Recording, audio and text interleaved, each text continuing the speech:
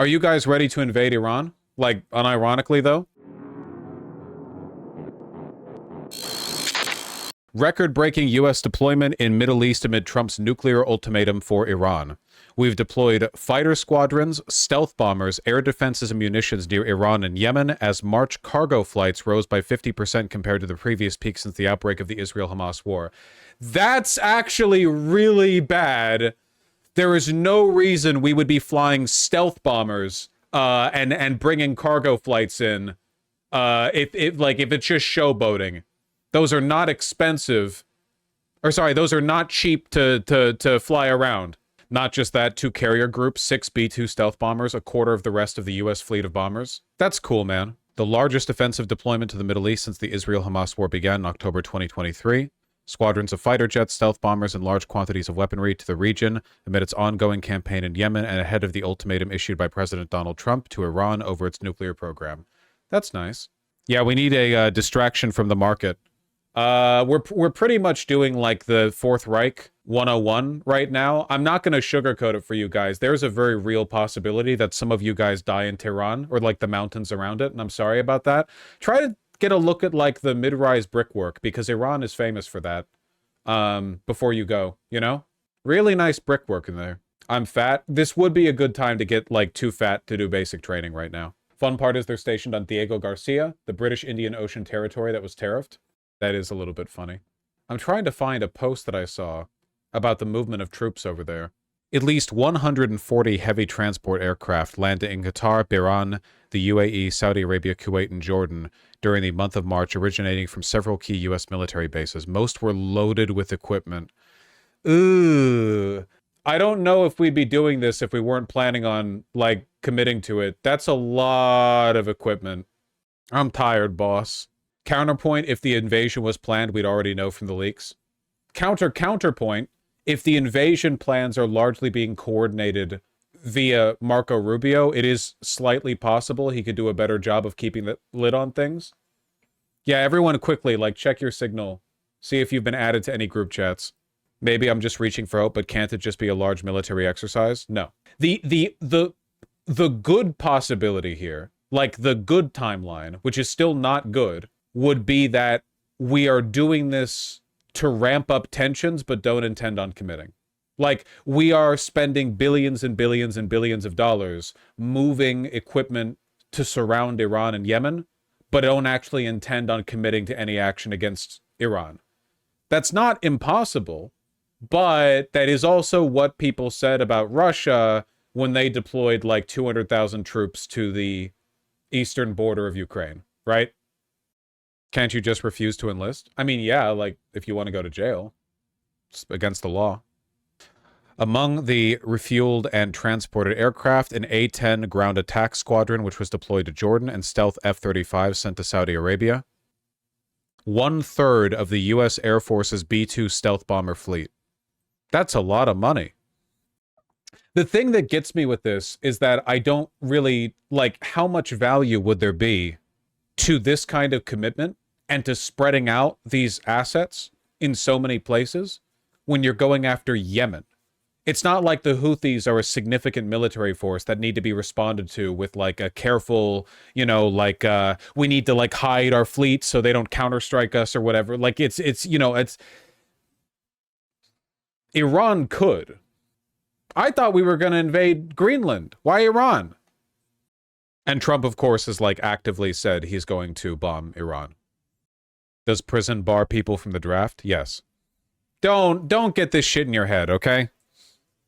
If there was actually a conscription call in the United States, the entire country would be lit on fire. Literally nobody wants to invade Iran right now. Nobody. Nobody does. MAGA doesn't. Democrats don't. Independents don't. Nobody wants to invade Iran. There is no national will to do this. Absolutely zero. Republicans haven't even been pretending to mobilize people to do this. Any actual draft call. Now, they might institute martial law. They might institute martial law and start arresting people who side with the enemy, by which people they mean people who disagree with the war effort. So they could do that, but they would not draft people. U.S.-Iran war next. Tehran's military on high alert after Trump moves bombers. Oh, yeah. Did you guys see this one? This one's really, really, really funny. The Doge Twitter account just saved $1 million per year by converting 14,000 magnetic tapes to permanent modern digital records. You know, permanent digital records. You think they got rid of the magnetic tapes? They probably did, right? Because why else would they say they saved the money? We might actually, like, lose this data. Like, there's probably some insanely vital shit on there that's, like, gonna be gone. Are they stupid? Yes. They probably don't think, they probably don't understand that digitally saving information is still physical storage. Like, they probably, in their heads, they're like, well, magnetic tapes are antiquated and digital storage is new and better. They probably don't think full stop. Remember when Elon was, like, astonished by the fact that we keep paper backups of records in a gigantic bunker in, like, Vermont or something? It's a big company and they take physical records for lots of stuff. Governments, companies. Saw some guys who claim to be IT professionals saying it's literally not possible to convert tapes that fast. I mean, who knows in what way they're lying here? Who the f knows? Any reason they don't put it on blockchain, at least the public records? That guy's got a good point. I could be wrong, but aren't magnetic tapes more reliable? Yes, that's why we're making fun of this. Magnetic tapes hold lossless storage basically indefinitely. Digital records decay inevitably. It's like retirement info. Yeah. Has he never had a hard drive? Hard drives decay. How many working hard drives from the 1990s are you aware of? Like, part of that is compatibility issues, but like they break down. There's no such thing as non-physical storage. Like, everything that exists is physical. Nothing is not physical. If you, like, when you tweet something, the information on what that tweet is so other people can access it is physically there's a physical thing somewhere on the planet that contains that information that can be destroyed or altered or get a fingerprint smudge on it. Don't magnetic tapes deteriorate over time as well, though? If they're kept in a good environment, I'm pretty sure magnetic tapes are basically forever. At least on a good enough time scale, you know. But they need to be kept in a good environment. These Doge motherfuckers were probably getting their handprints all over them. What's a magnetic tape? It's pretty much what it sounds like. Sorry, man. That Trump Netanyahu interview fucking drained me, man. My balls are empty. Why do the people of Doge act like no one has ever thought about streamlining the government? Because they all possess, and all conservatives, at least most of them, possess the same kind of sociopathic individualism, right? They all have that, like, Peter Thiel-esque, you know, I'm actually the biggest genius in the world, and everyone else is stupid and inferior, and if I was in charge, I'd fix it. So they go into every system they occupy, and they break it. It's a mental disease of people who have read Ayn Rand, and all of them think they're John Galt. And none of them are John Galt, because John Galt isn't real. And if John Galt was real, he wouldn't like Ayn Rand. He'd read it and think, wow, that's stupid. So but like they're remarkably destructive because they have, it's Dunning-Kruger. They have no respect for any existing system, and they never stop to think, is there a reason why things are the way they are?